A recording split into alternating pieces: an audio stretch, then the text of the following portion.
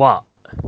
Did you have a nice Christmas? Yeah, I did actually, up until I saw a loser drink so much they became unconscious at 5:14 in the morning. Don't tell all the listeners about my drinking habits, Dale. But I also ate so much Christmas dinner that I became a wide boy. Ugh. These terrible puns have really got me revved up for this week's Shuntcast. You're fired. Wait, why? It's the best I could do with The Apprentice, to be honest. Ugh, that was lame. And speaking of which, we have a Mr. Léim Thart on the show. It's Eoin Ó Cionna. I'm impressed that you managed to fit all of the puns of the robots into that one intro. That's the first time we've done that, actually. Yes. We should take a bow. Take a bow, Dale. Yes. That's not a bow, it's a clap. Fair enough. I can't bow on audio only. So it's been a pretty merry Christmas with presents from the bot world actually this week. We've had Bugglebots was 2 days before Christmas. That was nice. The Shunt posting advent calendar finished off with a lovely image of Farouk. And Battlebots posted Nelly versus Shellshock on Christmas Day. Yay! Nelly won. Congratulations for that one. It seemed like the hammer was really working there by the end of it. We punched a good solid few holes in Shellshock. I need to get the photos of Charlie. He has them. It did more damage than it looked like, if that makes sense. Also, Deep Six got a Shreem mech for Christmas as well. Cock. So back to Bugglebots. Yes. We will kick off with the fight. Oh, it was very interesting on Bugglebots this week. Lots of different robots. It was really diverse field this time. We've got the overhead articulated spinner now of Sore Loser. So should it be Spinner Loser now? We've got Wide Boy with its width. We have the spring-powered Léim Thart. We have the Crusher of Unconscious 514. Rev 4 is back, and we also have the horizontal of the Apprentice. And first up was Sore Loser versus Wide Boy, which is the battle of the Alexes. We have Alex Mordew Sore Loser versus Alex Shaky Shakespeare's Wide Boy with its waggle sticks. And now the width didn't get shaky very far in this match, but the Hardox plate on the front and the robot's generally awkward shape definitely helped it out a lot, I think. Sore Loser was really kind of struggling to land a big hit on it and had to keep going for like smaller hits to, slowly grind it down, which, worked out for him in the end. He got there. Wide Boy lost drive on one side. He was counted out. That was that. Yeah, it was a pretty decent fight. I was hoping to see a bit more chopping up, but, can't get it every time. I wanted to see one of the toes get chopped off. Yes. Or get it chopped in half. I actually wouldn't have called them toes. It was Alex Mordew that called them toes, and I think that was appropriate, actually. They are, they're little toes. Appropriate. Oh dear. Owen, did you enjoy this one? I mean, it was a great showcase of both machines. Like, I think Wide Boy, it does seem like a meme of its design, but you can see at points where, like, Alex was not able to get around at all with Saw Loser. Wide Boy pretty much just needed to turn, and it was facing a different direction of Saw Loser. That was how wide. But, I mean, I suppose just that, it really just went to show just how hard the motors were being driven on Wide Boy. Like, it's two-wheel drive, it's all fully brushless, absurdly powerful, but just at those powers, sometimes you can have failures like that, and it was a shame. I definitely thought Wide Boy was winning that one. Yeah, I think if it had gone to the judges, there was no really visible damage. I think by the time the fight was over, there wasn't, again, really any visible damage. It was all kind of internal. I can't remember why Shaky said the drive went. I think something inside the motor died or something. I believe it was the pinion itself, or the gear that was attached to the pinion of the brushless motor just ended up slipping and was just not picking up as well as it was. Oh, that's a shame. But I mean, it was a little tank in that fight, and it did well up until that point. Yeah, no, completely. But there we go. Unfortunately, Wide Boy was now a died boy. Thank you for that pun, Bob. So on to Léim Thart versus Unconscious 514. Now, Unconscious 514 isn't the first crusher we've had on Bugglebots, but it's certainly the first to be really effective. The mechanism works by a lead screw. So how it works is a motor spins a nut around the screw, which forces the screw up and down to create the pivoting motion, thus resulting in bitey. So Snippers McGee from Series 1 used a spinning lead screw as opposed to a nut. And I think out of the two, Unconscious 514 was undoubtedly the more well executed out of the two. What was it like to fight it, Owen? So it was a very interesting machine. It's probably, I think, there's a lot of really beautiful machines this year, but I think Unconscious 514 definitely impressed me the most. Like, it is just so well built from so many angles. Like, the trickiest thing was just that front was near you can't get under the front. Like, even later fights, like, you can just see Unconscious has pretty much an impenetrable front end. And I mean, it's vulnerable at the back, but even so, your man Shirumi, he's a very, very good driver. And it just so happened, like, I did not have really any weight at all to play around with. And all it is on the top of the machine is 2 millimeters of HDPE. And I think Unconscious 5, I was talking to him before the fights. I think he said like there was over 100 kilos of force on the actual tip of the claw, and the actual lead screw, sort of at the back of the machine. I think it was 400 kilos that he found out that he was testing how much was generated there, which is absurdly impressive for a Beetleweight. Dale, what puns have you got for this fight? I know you've got a pun for this fight. Do you want to have a guess first? A guess. No, go on, tell me. Well, you could say Léim Thart suffered a crushing defeat. And it would have pity to lose. 2-1. Oh dear. Oh boy. Oh boy. So we'll move on to Rev 4 versus The Apprentice. We got two hard-hitting spinners here: the undercutter of Rev 4 and the overhead horizontal bar of The Apprentice. When these two collide, you know it's not going to be quiet. And collide they did, which caused Rev 4 some serious problems, including the weapon motor popping out of the top. It also lost drive, and as such was counted out by the refs and condemned to the redemption melee. Also, by the way, Rev 4 versus The Apprentice sounds like an Agatha Christie novel. Also, worth pointing out, which was pointed out in Bugglebots, but I feel so strongly about it, I'm going to mention it again. Felix can't count. Because Bugglebots Season 1, Rev 2. Bugglebots Season 2, Rev 4. What happened to 3? I think he's just trying to speed ahead. Like, he's making iterations on Rev 4 now, so I think he was just trying to get to Rev 420 as fast as he could.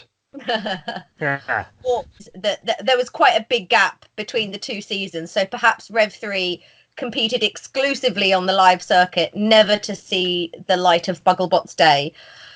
That's my theory, and I'm sticking to it. I think that actually is what happened. Yui from February 2019, and there was a Rev 3. Yes, so that's the missing link. That's it. We found it. We've been Reddit detectives, and we've done it. Woo! There's not too much to say about this fight, is there? It was over very quickly. It was, one hit kablamo, this one, really, and that was it for The Apprentice. Dale, what do you have to say about it? Yeah, I mean, not really much else to add to that. It was just 1 or 2 hits and it was over. Nice to see, but yeah. I mean, it was a spectacular sort of... It was 1 hit, but it was spectacular. I think it was interesting how even sort of after that 1 hit, like, Rev had obviously lost its weapon and one of the wheels was coming loose, but The Apprentice was struggling with mobility, so I was surprised that just... Even after that hit, it was still anyone's game, but just eventually the hits added up, and that was it for Rev 4. It was kind of who was limping better at that point, and The Apprentice was limping better than Rev. Oh yeah, completely. There we go. So on to the redemption melee. Wide Boy versus Rev 4 versus Léim Thart. Rev 4 was unfortunately eliminated fairly early on after landing a hit on Léim Thart. Léim Thart just kind of got up afterwards and went, meh, all right then. And I think the link came out of Rev 4, but there we go. Léim Thart valiantly carried on, and Wide Boy tried to do a tornado, but failed. The lesson he's learnt is that he needs yet more width to pull off that manoeuvre. And so there we go. After Wide Boy pitted itself, Léim Thart takes the win. Woohoo! Go Yeah, Léim. I was not expecting to win that fight in the slightest. I had a plan for roughly like the rear end, of course, the wedge for Wide Boy. Sorry, for Rev 4, and for Wide Boy, the sort of the pokey stick I had at front. I had actually measured sort of the toes of Wide Boy, and I was trying to figure out if I can have a bolt that's tall enough to catch in between the toes, but to stop him from getting under me. And if I lift the lifter, then that will put all the weight onto me, and then I can, in theory, push him. And that didn't quite work as well, but I was able to push him. But yeah, no, credit to Shaky. Like, he's an incredible driver. He's pretty much the king of ant weights in the UK. And to be fair, credit for Felix as well. We were actually pit mates at Bugglebots, and he helped so much with getting Léim up and running. Absolutely excellent at that. Excellent pit mate for an excellent competition. Yeah, we like Felix this. and Dominic as well. Yeah, they were the two. Yeah, we will go on to the semi-finals, starting off with sore loser versus unconscious 514. Now, if you're a fan of big damage, this wasn't the fight for you. If you're the sort of roboteer like Alex Mordew who can't bring themselves to smash up a well-engineered bot, this was the fight for you. It divided the commentary team, didn't it? On the one hand, you had Stephen. He was like, excuse me, smash this thing. This is robot fighting, not robot cuddling. And on the other hand, Sav, who has competed in robots a lot more than Stephen, shall we say, was kind of like, I can understand Alex Mordew's position. With unconscious getting beached on the floor like it did, it was a sitting duck for sore loser, which didn't go in for any big hits, but rather did just enough to incapacitate it without wrecking it. And it was enough, and it sent sore loser to the heat final. Yeah, I couldn't help but watch and sort of, think. I was hoping that either one of them would just sort of do what they needed to do. Like saw loser get a good hit, or unconscious just get a good crush in, but they just didn't quite get there. So slightly obviously disappointed about that, but yeah. I was slightly concerned because I'm cynical sometimes, and I thought, what would be really, really controversial is if, Alex Mordew's going all nicey, just enough to incapacitate it, but not wrecking it, and unconscious 514 turned it around and got a good hit on sore loser and crushed the life out of it and took the win. Like, how much of an upset would that have been? And honestly, there were points in the fight where you thought, "Ooh, maybe not." Yeah, no, there was. And it was there in the back of my mind that would be such an upset if that happened. Yeah, no, I can remember watching it and just seeing that there was one point where if just unconscious was a second faster with the crusher, they could have had a hold on Alex. And I honestly think that maybe it wouldn't have pierced the titanium plate, but certainly crumpled the chassis enough to cause some major problems. Definitely. But yeah, this if you wanted a big hit out of a fight, this wasn't the fight for you, really. He had a gentleman's agreement. That's what it is. The gentleman. So there we go. And the next heat semi-final is Léim Thart versus The Apprentice. Now, The Apprentice puts on its bigger bar for Léim Thart, but this tactic didn't work out so well for it. The weapon never really seemed to get up to speed, and Léim just bullied it, to be fair. You're an absolute bully in that fight, Owen. And eventually the Apprentice's drive failed as well, and that was it. It was counted out. Léim Thart takes another win and stomps it through to the heat final. How was it for you, Owen? That was by far my favourite Beetleweight fight I've had at all. Like, it was just such a rush, I suppose, to say. Like, it really felt like I could have gone either way, but I just kept telling myself, if the bar can't get up to speed, just keep attacking it, keep hitting it. I could probably outpush it.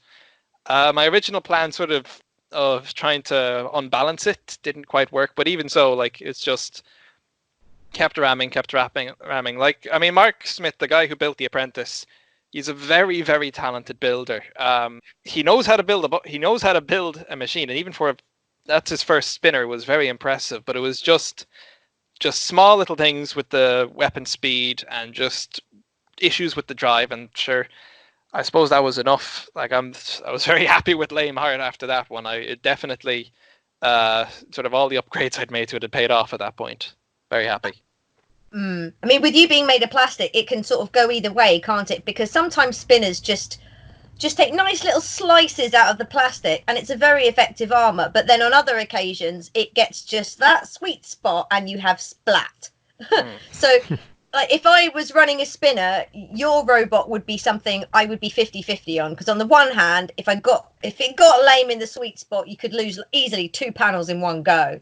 But on the other hand, some spinners just do kind of just slice into it nicely and don't really cause loads of damage. It just leaves sort of, nice little scars. Yeah, but they don't compromise your internal integrity. Yeah, you have to. Plastic's a bit of a weird material where it's a lot more dependent on the geometry of your blade, and sometimes even if your blade's going too fast, or it can tend to actually sort of melt through it. So it's an interesting conundrum. On to the heat final, which is featuring Léim Thart, which nobody was expecting, but then to be fair, after you got there, we were expecting, versus Sore Loser.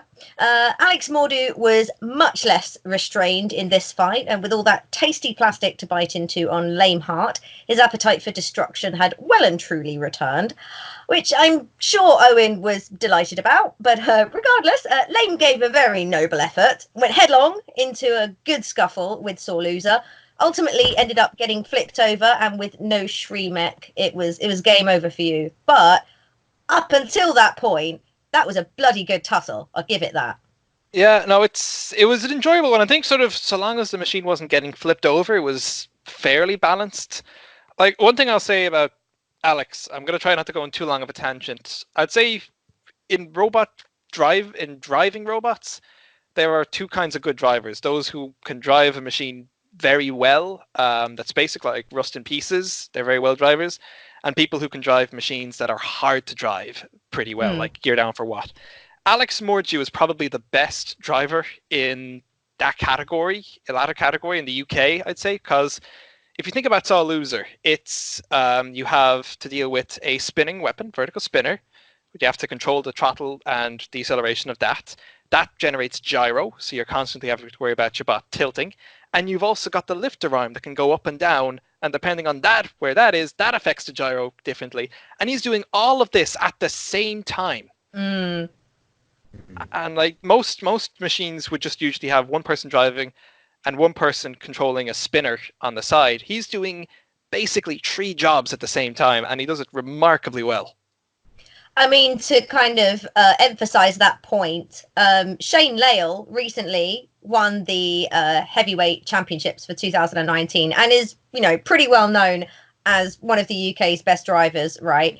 And he took control of Sore Loser in the Ref Rumble last season.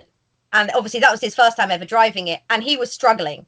So that kind of makes you realize, holy shit, that thing is hard to control. Swearing is allowed on the Shuntcast, by the way. Oh, Christ. Do you know, I didn't mention it to Sam, and afterwards he was annoyed at me, and he was like, I restrained myself for you. So we'll get that out now. Swearing is permitted. But yeah, it just makes you realise just how hard Sore Loser is to drive. And Alex makes it look so easy. And it's really not. Yeah, completely. And sort of, I think the last 2 fights he had were sort of unlucky, where Sore Loser didn't get to show off what good hits it could get. But this one, it really just, one hit, Léim Thart's flying, hits it another time, goes flying again. He was making up for not hitting unconscious 514. Yeah, certainly. No, there's like it does sort of show like even like Alex was able to sort of coast through the heat even barely without using the weapon, and with the weapon even working a full tilt, you can really see he's a contender, definitely. We saw one good hit and we saw the loser. Oh. Yeah, no, it's unfortunate for Léim, obviously, but it was yeah, you pretty much summed it up earlier. Dale brings a wealth of vocabulary to this podcast. Yes, and jokes. And puns. We like his puns, though. So we will move on to the Shunt Posting Awards, because we finished with the fights. That's it. You've got your grand finalist, Sore Loser. off to the grand final. So we will move on to the Shunt Posting Awards. First up, of course, it's the John Reed Good Hit of the Night Award. We have 3 nominations. We have Unconscious 514 Eats Léim, The Apprentice Murders the Rev, Agatha Christie style, and Sore Loser Punting Léim Thart onto its back. Voting for yourself is permitted, Owen, just so that you know, if you come up. So we'll go to our guest first. Owen, who would you like to vote for? For me, I suppose it's a competition between the first two. I think I like the grab that Unconscious 514 was, because that's the point that it's shown that crushers can be effective in a beetleweight category, and it was a very, very impressive grab. But at the same time, the hit, even though it was just a one-hit fight, it was a pretty spectacular hit. I think one of the hardest hits we've seen all year with Rev 4 and The Apprentice. So I think I'm just going to go for that one there, just because of the sheer bang. Like, it was very loud to hear in person. It was. I remember it. It was one of those ones that went through your bones, and like for just the splittest of seconds, you thought that arena's all right, isn't it? Yeah, completely. Dale, who would you like to vote for? Yeah, I'm gonna have to say the same thing. It was that much of a good hit. You can't say any of the others because they were good hits, but they just weren't that good. Fair enough. Well, I think on that basis, I will have to make it unanimous. So, congratulations, The Apprentice! Woo! You get the John Reed Good Hit of the Night Award for Bugglebots Episode 3 for murdering Rev. So we move on to the Salt Powered Robot Award. We have 2 nominations this week. We have Wide Boy not being wide enough to fit in the pit, and Sore Loser not killing Unconscious 514. I stuck this in because it divided the commentary team. And so what can you do? Dale, I'll go to you first this time. Oh dear. I'm going to have to say Sore Loser out of the 2. You wanted to see Unconscious go splat. Out of the 2 of them, yeah. Fair enough. Owen, who would you like to vote for? I think I've got to agree with Dale here. Just sort of the nature of, it's always understandable when you don't want to kill a machine completely, but when a sort of fight is limping on for a good amount of time, you can sort of want to feel, just get the link, take out a wheel, end it. And it was just so close for so often, and it just such a tease. Yeah. So yeah, I'll go for that one. Just let it die, please. I can't argue with that, to be fair. So we'll make it unanimous again. Congratulations, Sore Loser. You win the Salt Powered Robot Award for Bugglebots 2019 Heat 3. I'm going to have to stop naming them like this, aren't I? It's getting too long. Oh, but that leaves us with the Shunty McShunt Post Award, which for any new listeners is the most memeable of the episode, because, we're shunt posting, we are about the memes. So we have Wide Boy's entire existence. How many revs would a Rev 4 rev if a Rev 4 could Rev 4s?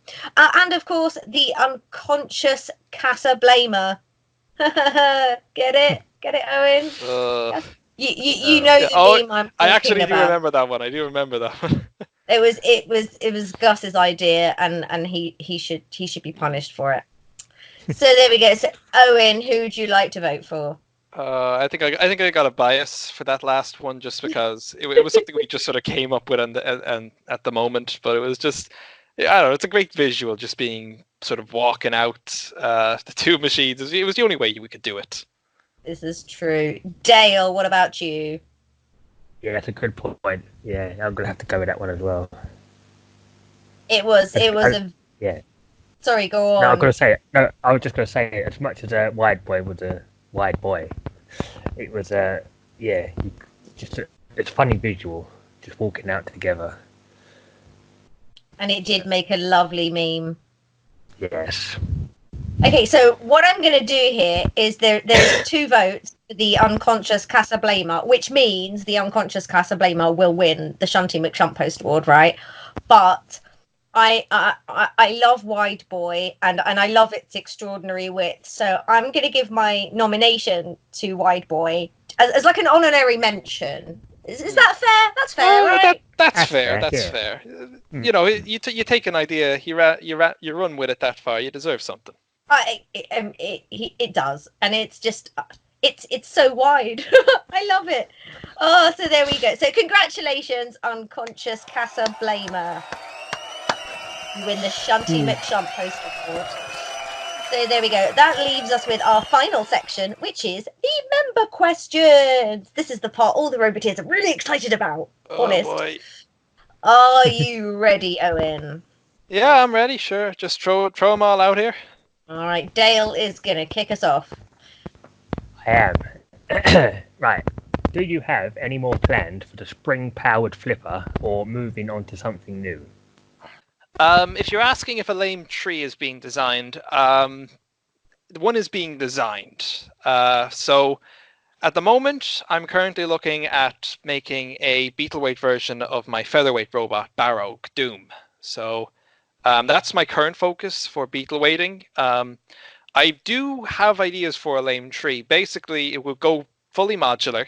So have the 4-bar setup, have it a bit more advanced, a lot more torquey, and go for the spring flipper. Like, the issue with spring flippers and beetleweight is that they're bloody hard to figure out. You have to fit in a massive amount of torque and get the geometry just right. And I sort of the thing, there really wasn't anyone else who was doing beetleweight flippers. There was one other machine in America, Butterfly Effect, by a guy called Brandon Zielinski.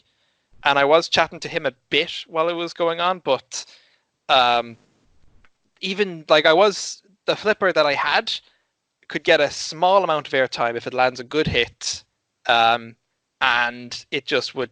The problem was the motor being used with that gearbox. The gearbox was rated below the motor stalling rate. So if I went to run the motor and it couldn't wind down or something got caught, the gears would just shatter. That's it. So I've been looking into ways of potentially increasing the torque. I've actually pretty much, ironically, I've been stealing almost Unconscious's 5114's theory. So he uses a lead screw, and essentially the crushers and the spring flippers, they're both trying to do the same thing, generate a massive amount of force, of torque to pull something. So I'm looking into trying to get that working and trying to get a flipper system. The issue is that would require a good amount of machining, and I do not have much machining equipment. I have been talking to a few other Roboteers about potentially working on it, so trying to get a workable, viable spring flipper. I do believe you can get something that can get a machine fairly airborne, but it's just getting the time and sort of sitting down, having the resources. So, and I'm going into my final year of college next semester. So I think is there going to be a Léim tree? Probably, but not in 2020. Fair enough. Your second question is, who was your favourite reserve from Definitely Not Gus? Oh god, there's so many people I could annoy with this answer. Jesus. There was a lot of good reserves. I don't know how many we can say out publicly if the reserve list is well known. It is on Reddit, I think. Yeah. Sossig obviously was a very, very well built machine. Bunny was another one by Craig, who came from with SCD last year. I really enjoyed that one. Oh, you would have seen that at the Euros. Yeah, I saw that at the Euros. It looked promising. Honestly, the one that I was that I really had the soft spot for, I'd say, was probably Zero Gravitas. So Chris Judge, and we fought last year, and the machine has made an awful lot of improvements since last year. But it did a really good run at UE in February. It really showed that it works as a control bot, and I love control bots. So I think just for my favorite reserve, it would be Zero Gravitas. Fair enough. Fair enough, yeah. Next question.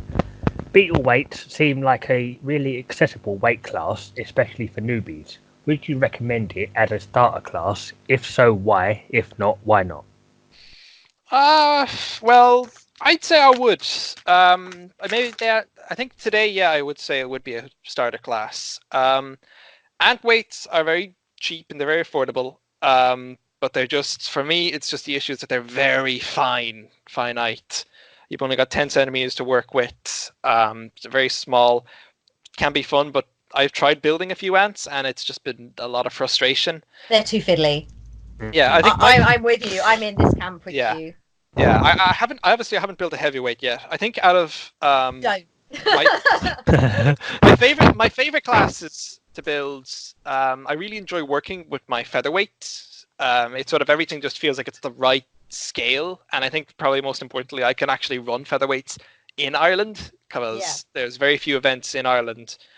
But beetle weights, especially if you're in the America or in the UK, I think they really get that sweet spot. You can, like, I spent like a couple hundred on the Léim machines, but you could definitely do one within 100 for beetle weights. Oh yeah, I have. I think they're a lot of fun to drive, but they do have a heft and sort of an impact when you charge into something or hit something with them. I'd say probably my favorite live events to see in the UK nowadays are just seeing the streams from UE or Battle of the Borough, which was just so much fun. Yeah, beetle weights just sort of, they get that, you can really get that consistent thing. And I think one of the advantage, especially for someone in Ireland, is that I can actually fly over to an event with beetle weights. Yeah. I love featherweights, but if I want to go to an event in the UK, have to drive to Dublin. We have to get on a ferry, usually to Liverpool. That lasts an entire night. Have to drive over to the rest of the UK. So, Oof. It's an investment. So we can't really go to many events. Like we'll go to a live event. Last year we went to 3 events. We went to RoboDojo January, Extreme Robots Bolton, and the Featherweight Championships run by RoboDojo.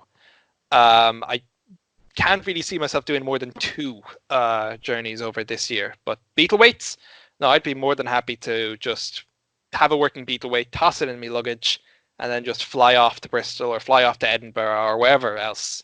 So yeah, I'd say beetle weights are an excellent starting class. Awesome. Onto a sensible question. You have such wonderful, curly, luscious locks. What is your hair care routine? Oh Jesus! Well, I suppose this is gonna sound like a real cop-out answer. It's not really a hair care routine. The way I've done my hair is that I'll shower every day, shampoo and condition every second day. All I do is just with the length I've got, I just get out of the shower, brush my hair, have it all straight, and then just shake my head like a dog for like 10 seconds, leave it to dry for half an hour, and then that's it. Our listeners are going to be doing this now. Yeah, getting the Owen look. Yeah, no, it's not quite Bob's hair, but it's a worthy second place.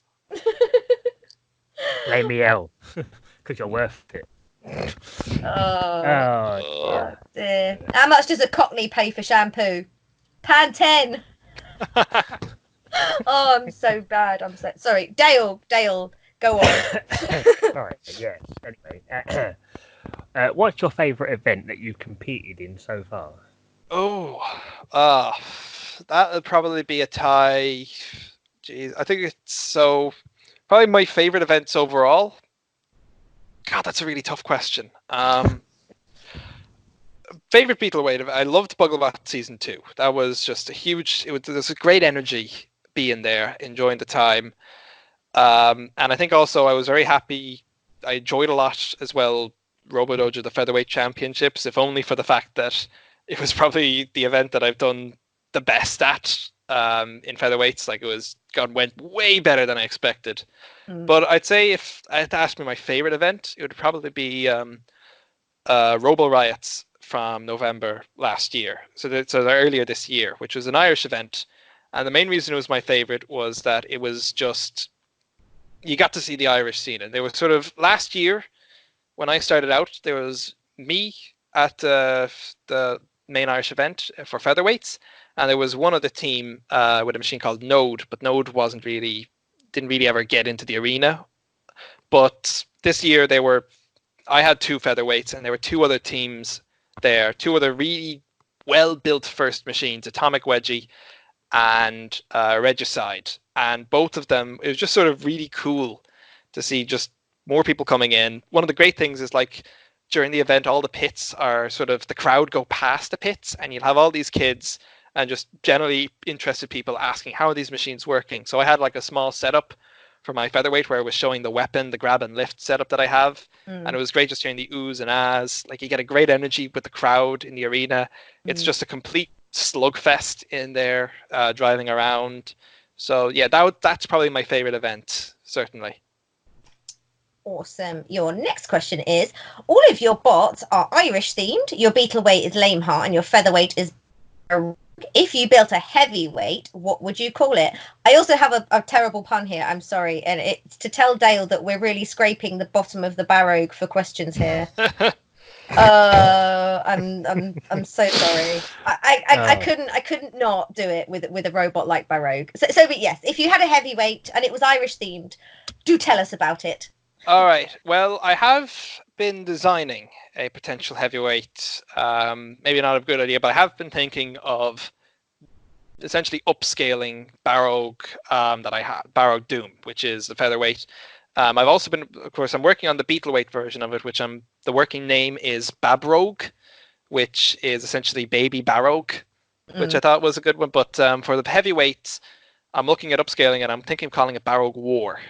And so, I mean, war sounds like, it's war, best and Thramid. It's got a good sort of villainous sound to it. But in Irish, the word for big is war or more. So it's various different grammar rules. So it's either more or war, depending on what context the word is said. But essentially, I just think it sounds good. Like it sounds, it's rogue war. It's really, really menacing sounding. It just means the big hug. So that's definitely. Obviously there's a huge amount that goes into building heavyweight, and I've only scratched the surface. But the name, 100%, that would be it.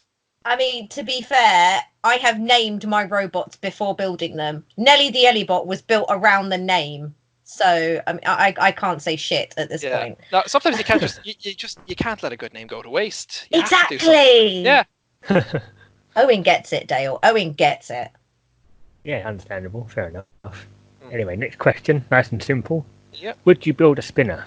Ooh, I have been thinking of ideas of spinners. Well, a lot of it's figuring out when to put it. One idea that I've liked or been exploring is it's sort of, I'm going to try to describe this as best as I can, but it would be a beetleweight, where imagine sort of a wedge shape, and sort of on the top of the wedge, you would have a slightly recessed in spinning weapon. So that's at the very near the rear of the wedge. So it's a spinning disc with a one tooth that sort of sticks upwards and then another tooth that sticks out. So the idea behind it is that when the machine is the right way up, it can essentially act as sort of an under chopper. So you drive in under machines, the disc hooks at a wheel.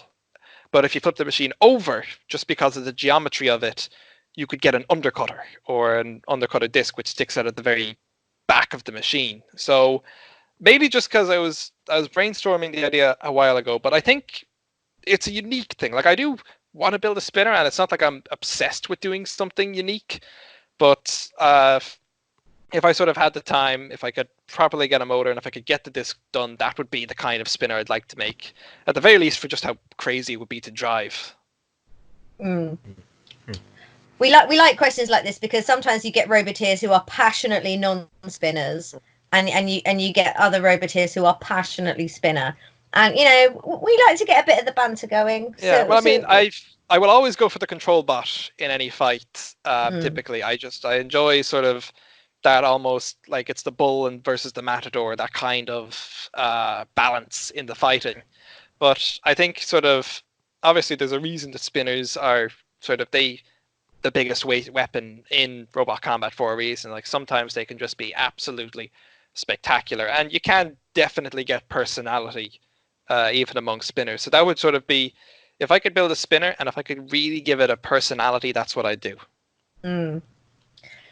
Your next question is, according to Irish folklore, would a leprechaun or a banshee make a better robot combat driver? Oh, that's a tricky one. All right, well, the banshee is sort of, late at night, meant to horrify. Leprechaun, well, it depends on what kind of leprechaun you're going for, because there's various different kinds of folklore leprechauns. I'd say I'd probably go for the Leprechaun just because of the general consensus of being tricky, being skittish, being hidden away, like sort of almost, I suppose, faster, if that makes sense. Like a Banshee, Banshees do not do anything quickly, so I'd say a Leprechaun would be certainly better, if that's any sort of answer. I'd have gone for the Banshee because my theory is, right, hear me out, I've thought this through, is that the Banshee would just scream at all of its opponents and everybody would be so fed up of it that they'd just leave the arena and all right, you win. On the other hand, leprechauns can be associated with luck, so maybe the leprechaun could take away the luck of the Banshee. I spent far too much time thinking about this, obviously. Yeah, I would also say at the very least that we know that the Leprechaun, at the very least, has another advantage over the Banshee. They typically have a pot of gold, so that's a lot of funds for building a robot. They're better funded. Banshees are wearing robes and tatters. You're not going to get. Obviously, you can, I believe, sort of almost any budget you can sort of build a viable machine, but I think that would definitely help the Leprechaun. Definitely. Far too much logic used here. Yeah, I'm surprised how much I've overthought this. Anyway, next question. What's your advice for someone who wants to build a spring flipper? If this is among your first 5 machines, do not. There is a lot of stress associated with building a spring flipper. There were so many things that went wrong. I mean, I was not really in the best position to build it anyway, because I was living across the country from where the machine actually was during much of the build period. I had to constantly order parts from America because there wasn't anything in the UK or Europe in general. So there was all sorts of dealing with that. I think if you have a decent idea of how springs work, how to sort of maximize, and if you know how to work with metal or have worked before with high torque applications, I think it's a very interesting design choice. And I do think if you can optimize it, then you could make a viable flipper in the Beetleweight class. There's obviously pneumatic flippers in America that I've seen that have done fairly well, but I think that if you can get springs working, you can get that power and just get it in a reusable format, which can be a massive thing given how sort of hectic and hectic Beetleweight fights can be. Awesome. Your final question is a little game we like to play on Shunt Posting called Beat Defeat Judges. So you have your robot, Léim Thart, and you're given 3 robots. One of them you beat, one of them defeats you, and one of them goes to the judges.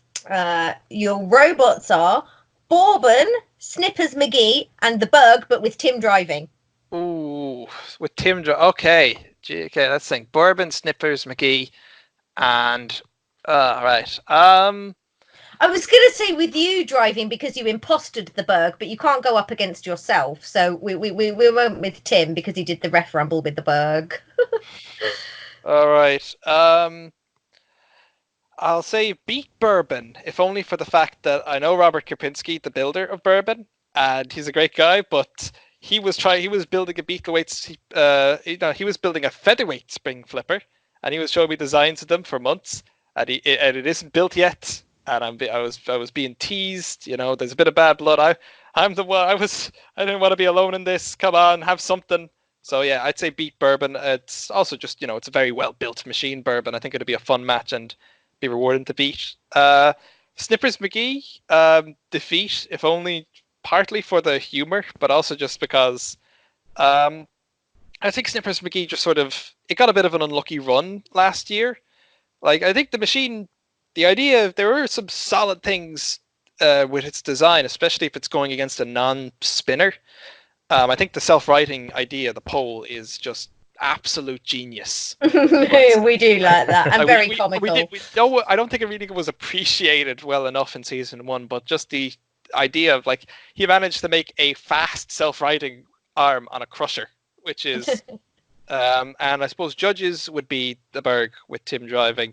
I think the Berg, it does hit very hard, and from what we've seen in UE in February, 2 Berg, 2 Furious looks to be able to deliver some absolutely lethal hits. And I think if I could go 3 minutes with that, there'd be a lot of good hits, a lot of good control, pushing around.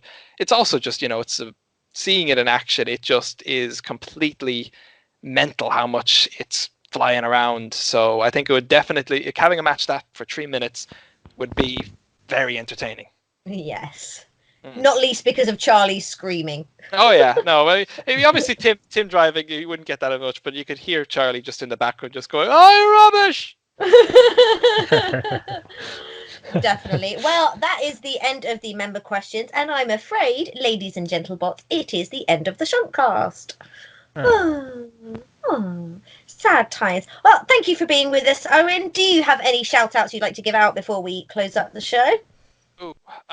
So I don't really have any team pages. I have a build log on the FRA website if you're at all interested, and I'll try to update them a bit more with news on Barrog and Léim Thart. If I do have something to shout out for, it's Robo Riots, or Mechatrons, the crowd who run robot fighting in Ireland. They will have an event this coming January as part of the BT Young Scientist exhibition in Dublin, Ireland. So if you're at all interested in robot building, and if you live in Ireland, I guarantee you come to this show. It's absolutely going to be an absolute treat. It's from the 9th to the 11th of January. It should be running. There's heavyweights. You're going to see, I'll be obviously there with both of my featherweight machines. There's probably going to be a few other featherweight builders. So Regicide, I think, is going to be showing up there as well. Dietor will be there, I believe. Yeah, no, Dietor. It's fully... Everyone loves Dietor. Who doesn't love Dietor? Yeah, I really should have started off with that, just saying Dietor. But yeah, Dietor is there. I believe... I'm not quite sure exactly who else is going to be there. John Findlay is almost certainly going to be there with Ripper, Can Opener. I've heard people saying Thor could be there as well. I'll be honest, most of this is sort of from word of mouth, but from previous people coming here, it's very likely you'll see Thor, you'll see the Iron Oz, you might see King Bee. Don't hold me to that, but he was at the event in 2018. He was at the one in October 2019. There's just a lot of good machines. There's a lot of other fun, interesting robot stuff. The hosts are all great. Dr. Zulu is hosting the show, and he's just got it down to a science at this point. It's a very good show. I definitely recommend going to see it if you can. Well, there you go, Irish listeners. Get to Robo Riots. You heard it here. It's going to be awesome. Well, thank you for joining us, Owen. Ladies and gentlebots, it is goodbye from Dale. Bye-bye. It's goodbye from Owen. See ya. And it's goodbye from the Queen. Goodbye.